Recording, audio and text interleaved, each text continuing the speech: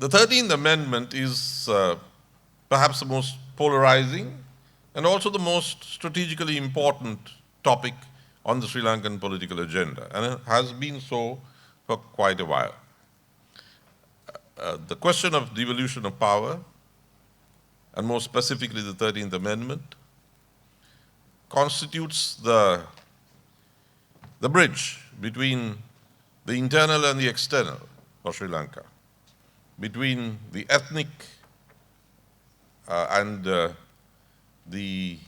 our external relations. So between the national and the international, the domestic and the external.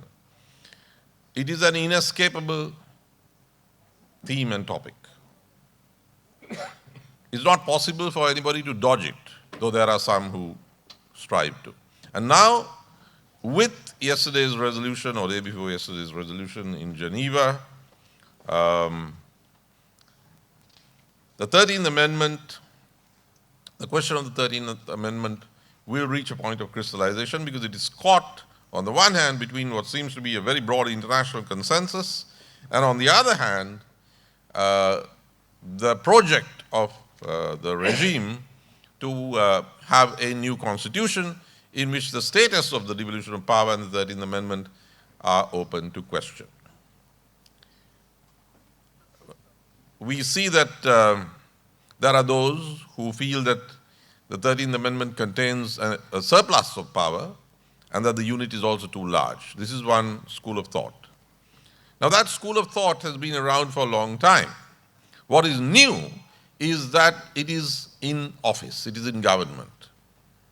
I do not mean so much at the level of the cabinet, but at the level of the regime, the president and those who are his co-thinkers in the key bureaucratic and ministerial positions. So this is the contradiction between a fairly solid and long-standing international or external consensus in support of the devolution of power and the 13th Amendment, and on the other hand, for the first time since the early 1980s, since pre-July 83, a leadership and an administration which is committed, even more than in the 80s, to a project of rolling back or dismantling to some extent the provincial council, the devolution of power to the provincial councils. When the Tamil parties are not resolute in a united defense of the existing devolution of power,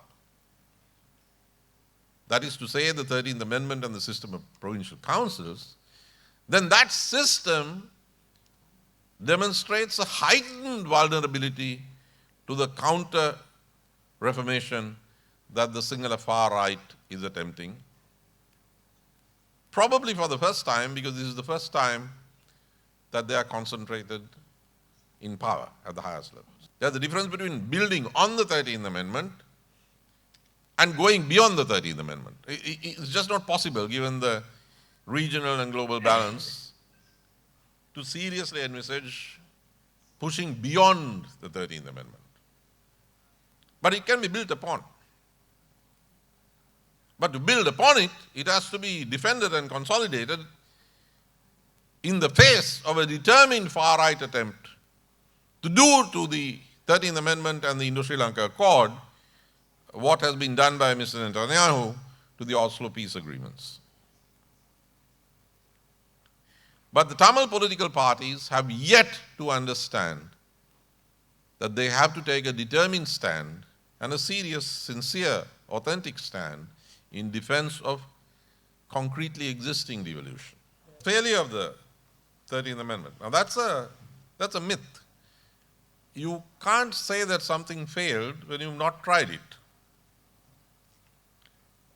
Even the first provincial council, the Northeast Provincial Council, as it sat down, it moved a resolution which criticized the institution which it had just occupied. I mean, we hadn't even tried it out. That was the first resolution.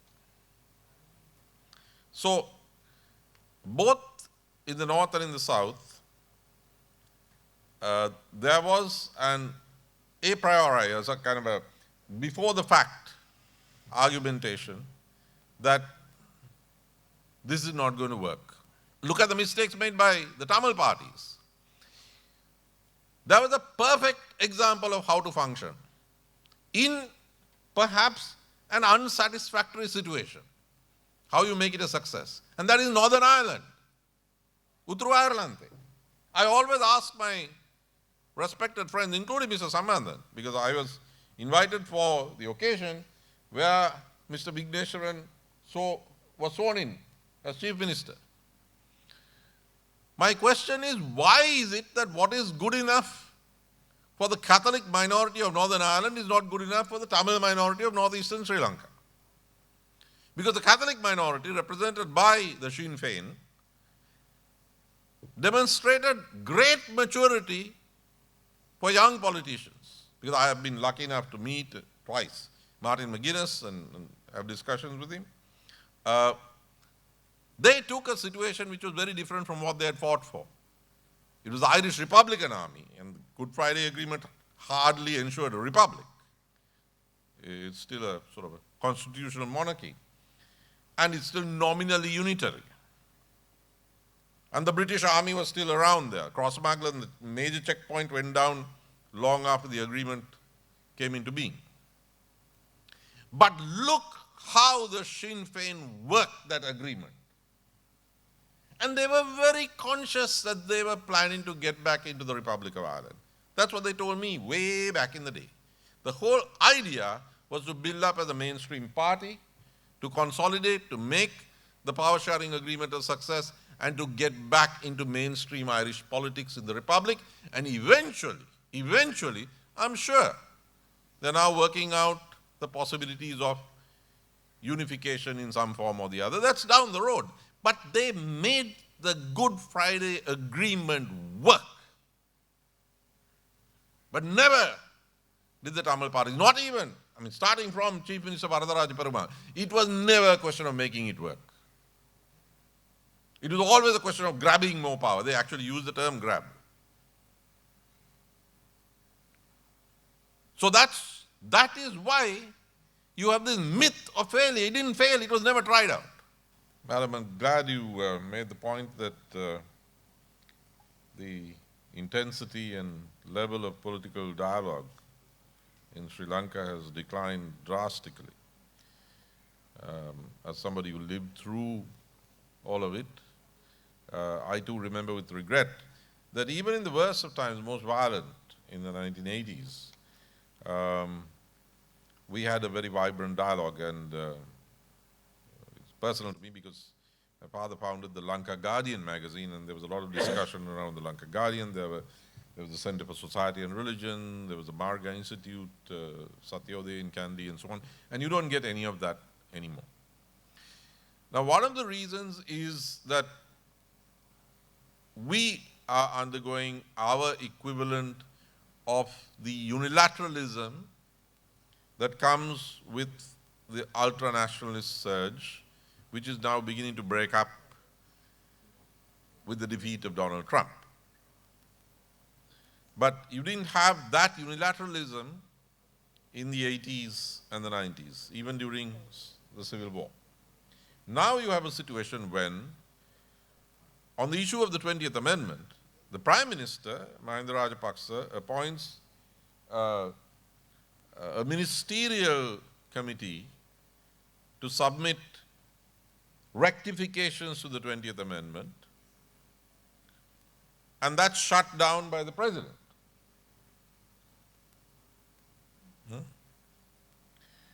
This is also true about the proposal, also from the Prime Minister, that there should be an expeditious holding of the provincial council elections under the existing 13th Amendment.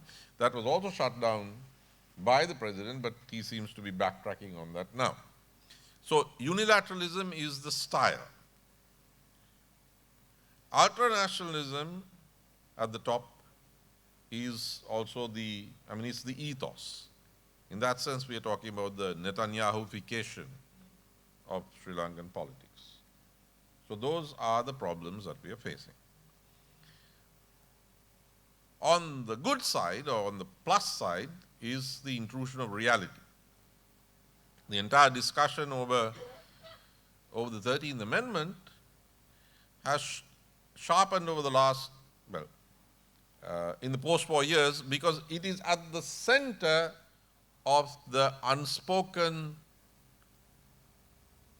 debate or struggle over the post-war order in Sri Lanka. So it's very, very crucial. And the Geneva process and the resolution has reopened this whole discussion. That's the plus side of it. You also have the imminent constitutional process. I don't know what the status of that is now. I mean, I hope they pull back. I don't see any need for a new constitution, but anyway, that's another story. So what can you do, the international community? I think it's possible to use the roundtable model that you no longer see in Sri Lanka. I think it is possible for the international community, diplomats and donors, to invite all participants. Some may not come, but there are those who will, and initiate a structured dialogue where some of these matters can be sorted out and publications can come out, a policy which can feed in to this particular moment. And the moment is framed, I repeat, by post-Geneva, pre-constitution. That's the moment. That's the conjuncture. And you have to catch that moment.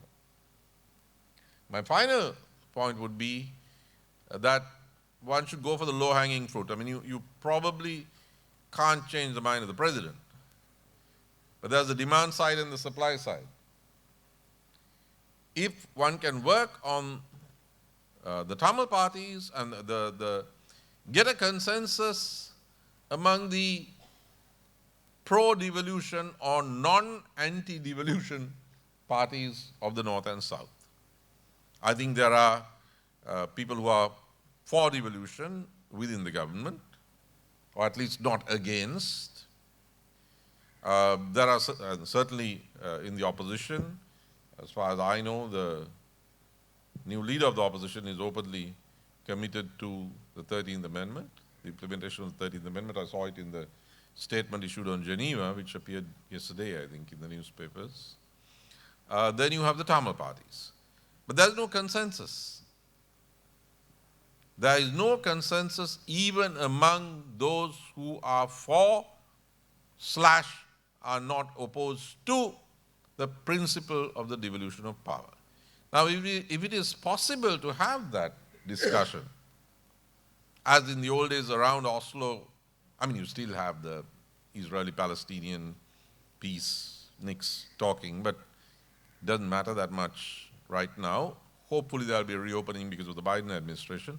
But that is a dialogue that can take place. And you may be able to get people, parties, to the point where they agree with what Tava has been saying here, that there are practical steps that we will all commit to, even if it's just the first phase, to make this system, to preserve and protect the system of provincial councils and to make it work without overreach, without looking at something that might need a 2/3 majority, which you're not going to get, or referendum. But even if you have a new constitution and a referendum, if there is a moderate consensus, a centrist consensus, if the extremists are trying to abolish the entire system, one will be able to get a sizable number of votes, maybe even defeat that attempt, if not at least a very sizable number of votes that you won't get if the position is, look, we want something way beyond the 13th Amendment. We want, self-determination or federalism or union of regions or what was that? Orumittanadu, not non-unitary, Mr. Wickremesinghe tried. That's not going to work. You go with that, you'll get 20%. But if you can have a strong centrist consensus for existing devolution to make it viable, then, you can run the extremists very close, even at a referendum.